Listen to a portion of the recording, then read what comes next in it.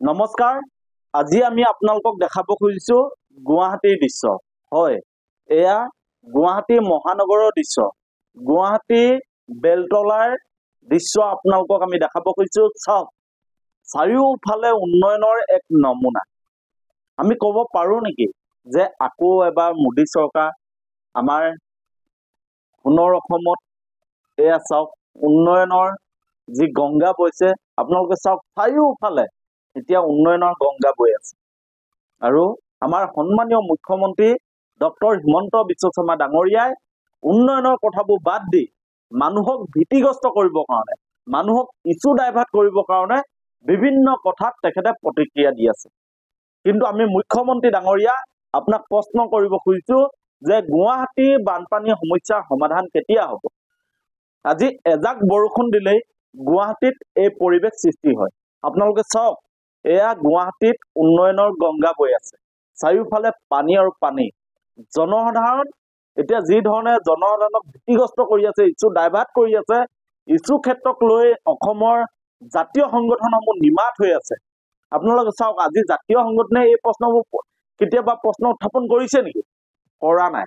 জাতীয় সংগঠনে কৈ আছে যে কোনোবা ব্যৱসায়ীয়ে যদি ধন দিয়া নাই তেতিয়াহ'লে বহিৰাগত বা খিলঞ্জীয়া কথাবোৰ জাতীয় সংগঠনে তেখেতলোকে প্ৰতিক্ৰিয়া ব্যক্ত কৰি আছে। কিন্তু কেতিয়াও আমি দেখা নাই যে অসমৰ যিসমূহ জ্বলন্ত সমস্যা, অসমৰ যিসমূহ মূল সমস্যা, এই সমস্যাবোৰক লৈ প্ৰশ্ন কৰা জাতীয় সংগঠনৰ নেতাসকলক এতিয়া আমি দেখা নাই। গতিকে আমি আপোনালোকক এই ভিডিঅ'টো দেখাইছো। আজি গুৱাহাটীৰ দৃশ্য চাওক কি ধৰণে উন্নয়নৰ গংগা বৈ আছে। আৰু মুখ্যমন্ত্ৰী ডাঙৰীয়াই কৈছিল যে গুৱাহাটীত বানপানী নোহোৱা হ'ব।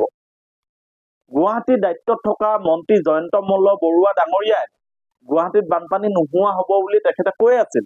কিন্তু আজি এই ভিডিঅ'টো দেখি আপোনালোকে কি ক'ব? আপোনালোকৰ দৃষ্টিভংগী প্ৰতিক্ৰিয়া কি হ'ব আপোনালোকে জনাওক। অসমৰ মূল সমস্যা আচলতে কি? বানগৰাখহনীয়া সমস্যা, বানপানী সমস্যা, খিলঞ্জীয়া অস্তিত্ব ৰক্ষাৰ সমস্যা, বাংলাদেশী সমস্যা, বা আজি যি ধৰণে দৈনিক মূল্য বৃদ্ধি হৈছে, এই সমস্যাবোৰ অসমীয়া খিলঞ্জীয়া মানুহৰ হাতৰ পৰা ভূমি আজি বহিৰাগতই লৈ গুচি গৈছে, ৰানডেপে লৈ গুচি গৈছে, আজি আদানী আম্বানী হাতলৈ আমাৰ ভূমি গুচি গৈছে। এই কথাবোৰ কোনে প্ৰশ্ন উত্থাপন কৰিব? আজি আমি প্ৰশ্ন কৰিব খুজিছো যে জাতীয় সংগঠনসমূহ ক'ত? আজি গুৱাহাটীৰ সমস্যাক লৈ জাতীয় সংগঠনে কিয় প্ৰতিবাদ কৰা নাই? আজি অসমৰ জ্বলন্ত সমস্যাক লৈ তেওঁলোক কিয় প্ৰতিবাদ কৰা নাই?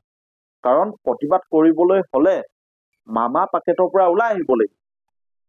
আজি টকা লৈ কিছুমান ইছ্যুত মাত মতাতকৈ জাতীয় সমস্যাবোৰক উপস্থাপন কৰিবলৈ আমি শিকিব লাগে।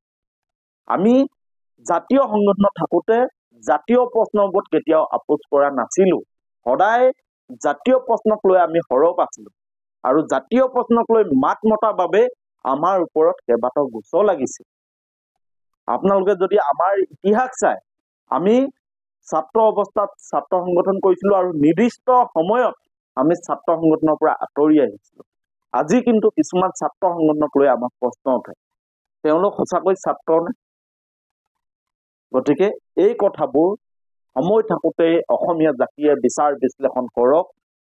সময় থাকোঁতে যেনেকৈ হাতীৰ দাঁত দুটা থাকে, খোৱা দাঁত বেলেগ আৰু দেখুওৱা দাঁত বেলেগ, এই কথাবোৰ আমাৰ অসমৰ সাধাৰণ জনতাই বুজি পোৱা এতিয়া প্ৰয়োজন আহি পৰিছে।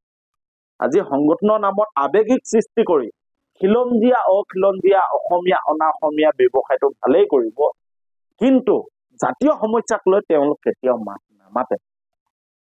গতিকে শ্ৰদ্ধাৰ ৰাইজ, আপোনালোকে আমাৰ ভিডিঅ'টো যিমান পাৰে শ্বেয়াৰ কৰি দিয়ক। আৰু গুৱাহাটীত যে এতিয়া উন্নয়নৰ গংগা বৈ আছে, আমি যে আকৌ ক'ব লাগে আকৌ এবাৰ মোদী চৰকাৰ, সেই গানটো লগাই দিব লাগে। আপোনালোকে চাওক এই ভিডিঅ'টো আৰু শ্বেয়াৰ কৰি দিয়ক সকলো।